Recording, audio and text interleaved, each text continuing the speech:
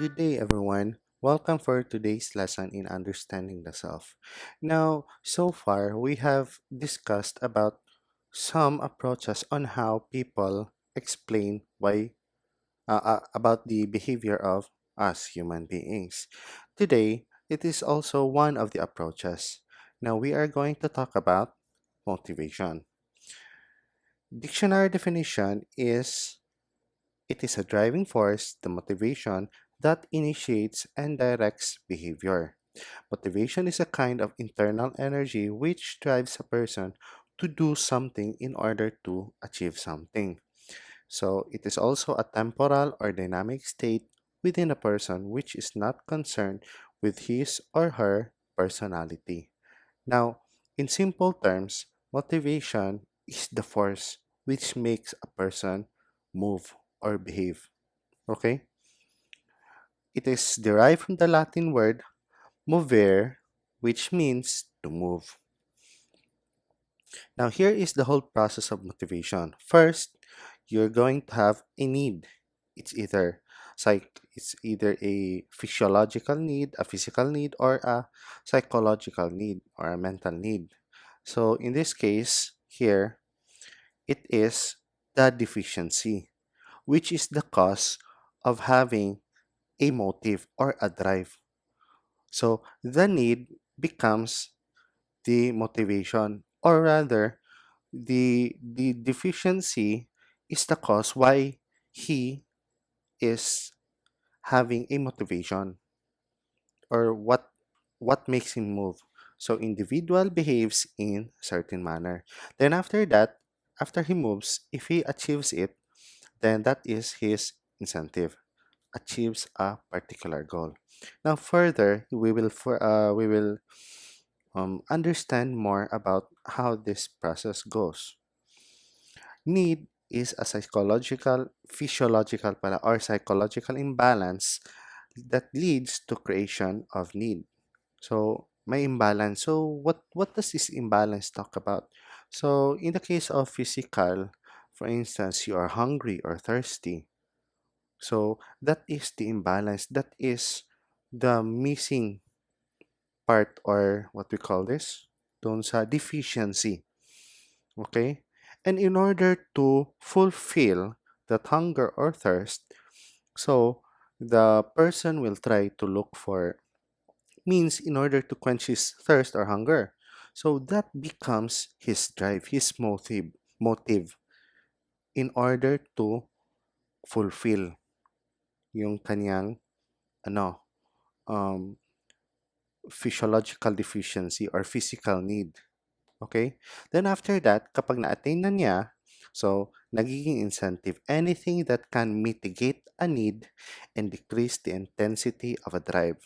So it means that kapag na-attain mo na yon, let's say, let's start from the beginning. So nagugutom ka or nauhaw. So that is the need. You need food.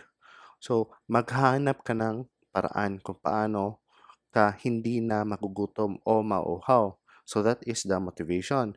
Next is the incentive. Yung na-fulfill na, nakainom ka na, nakakain ka na. So kapag na-fulfill mo na yon, yung need mo, so mababawasan daw yung mamitigate, so bababa, at mababawasan yung intensity, yung drive mo. So hindi ka na maghahanap.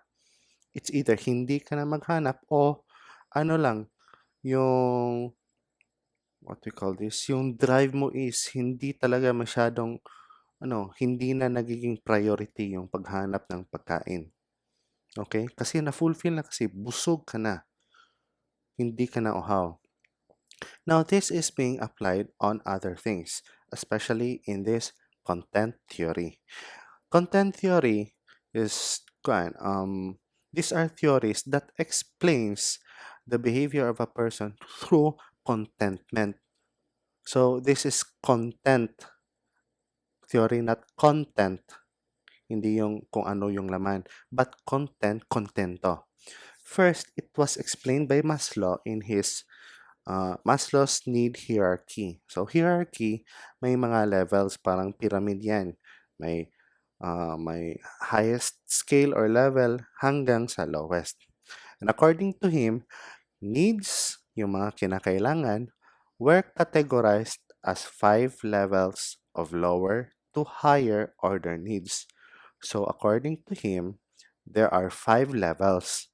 Yung nasa mababa, sunod mas mataas sa pinakamababa, so on hanggang sa pinakamataas. Okay, individuals must satisfy lower order needs before they can satisfy higher order needs. So you will later understand kung what this is. Satisfied needs will no longer motivate. Motivating a person depends on knowing at what level that person is on the hierarchy. Hierarchy of needs, lower order, yung nasa mababa, talks about physiological and safety. Habang yung higher, social esteem, and self-actualization. Now, next slide. Here is the hierarchy of needs by Maslow. So, according to him, dito, kung ano yung pinakauna na kinakailangan mo, dun ka una nagmo-motivate na makuha.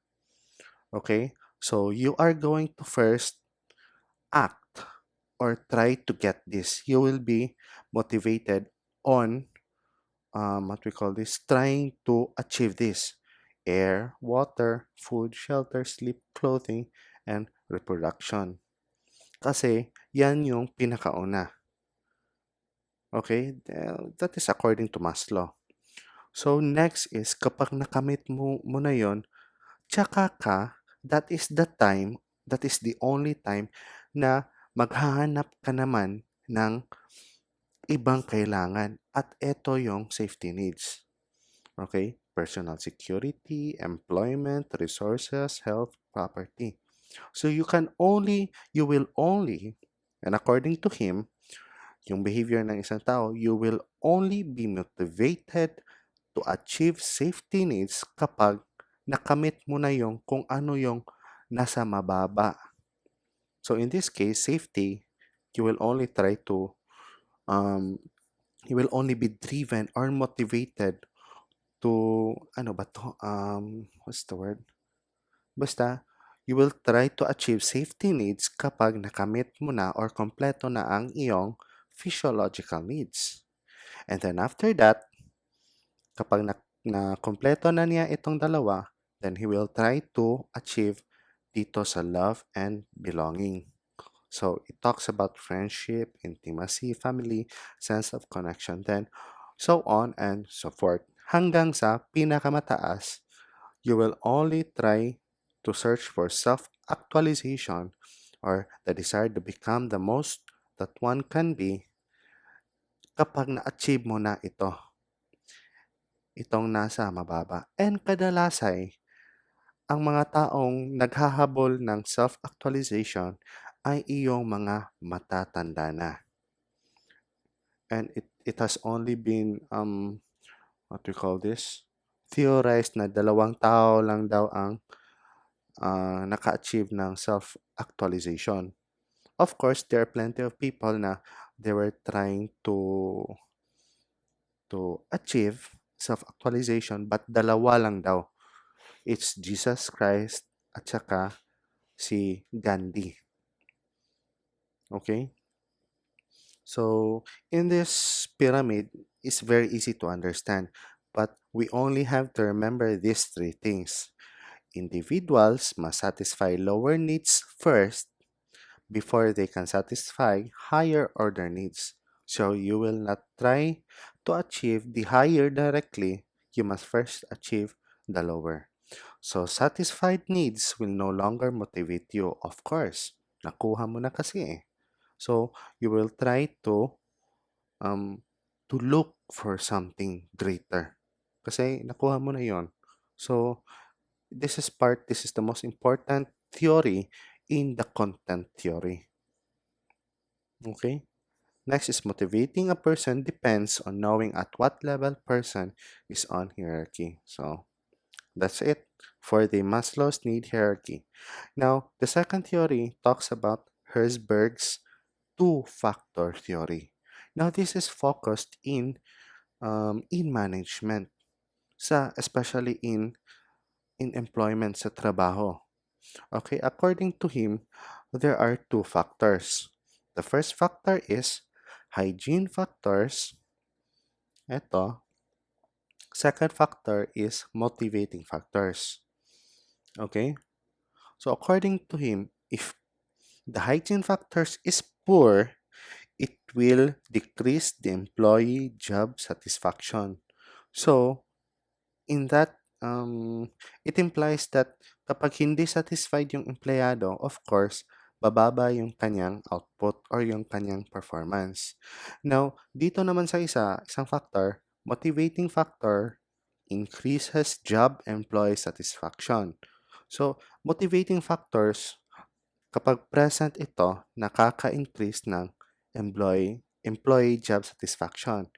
Etong sa hygiene factor, kapag poor yung hygiene factor, bababa yung employee satisfaction.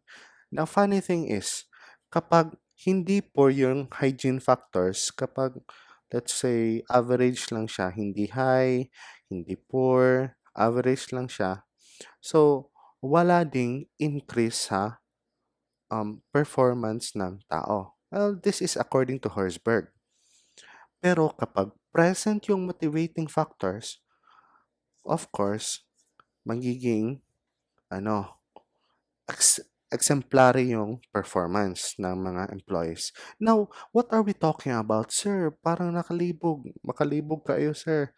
Okay, this talks about job. Okay? Intrinsic. Okay, eto. Now, dito muna tayo sa hygiene factors. Now, these are hygiene factors.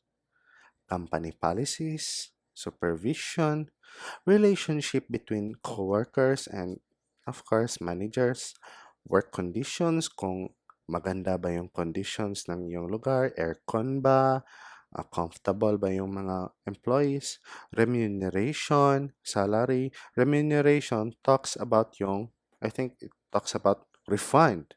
Okay. Salary, security, okay? Yung tulad ng GSIS ba or SSS, Social Security ito. Now, kapag yung company mo, present itong lahat, yung empleyado will just work normally kung ano yung gustong i-achieve ng isang company. So, kung wala itong hygiene factors, let's say, kung pangit yung work conditions, mainit, ganun. So, bababa yung performance. Or, let's say, walang mababa yung salary. So, ganun din. Okay? Or, eto, pinaka-importante, relationships. Grabe. Kasi minsan merong mga away-away or others do not want others to, what we call them, parang overtake. Kaya minsan yung mga tao is, magaling talagang maging sip-sip. Okay? So, well, anyways, dito naman tayo sa motivators. Now, these motivators talks about achievement, recognition, the work itself, responsibility, advancement, and growth. Now, dapat kasali dito yung reward. Okay? So, nangyayari ito mostly yung sa Jollibee, for instance. Wow, example na po sa Jollibee, no? Ay, gutom na ko. Well, anyway, other restaurants, makikita natin na merong Employee of the Month. Okay, of course, his efforts were recognized. Ng motivators kapag present ito, so yung mga employees will try harder para makamit nila ng motivators na ito. such as recognition. Grabe ito.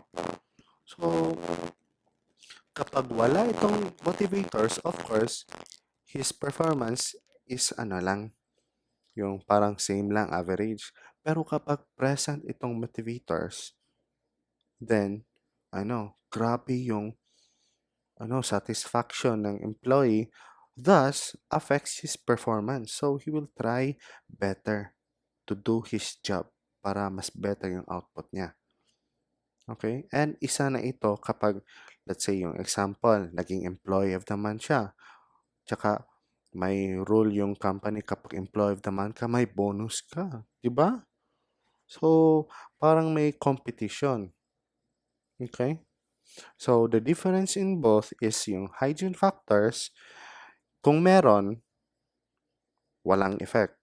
Kapag low or poor, of course, bababa yung performance kasi hindi satisfied yung mga employees. Pero kapag meron yung motivators, mag-i-increase yung satisfaction, thus affecting their performance. Pero kung wala yung motivators, of course, wala ding improvement sa kanilang performance. And that is according to Herzberg in his two-factor theory. Now, the first theory was Maslow's hierarchy of needs, Herzberg's two-factor theory, and now for the last and the third, Alderfer's ERG theory. So, parang the same lang ito sa kay Maslow. Kaso lang, instead of 5, ginawa niyang 3. Okay? Yung hierarchy. So, according to him, we must first try to achieve this. We will be motivated to achieve these needs in order to exist. And later on, relatedness. And then later on, the growth. Okay? Na eto, para mas, yung comparison natin. So, between Maslow and Alderfer, so, sa nakikita nyo, eto yung mga lower needs. Pero, five levels yan. So, physiological, safety, social, esteem, self-actualization. So, under sa lower needs, kay Alderfer, existence and relatedness. Then, sa kay Herzberg, hygiene factors.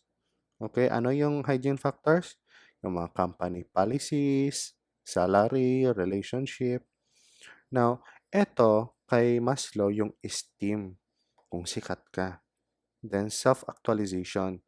You'll try kung to realize kung one of this, yung motivation is you will try to look kung ano yung purpose mo sa buhay. Then, next is, ito kay Alderfer, nasa higher order needs is ang growth. Then, kay Herzberg, satisfier factors or motivators. Okay?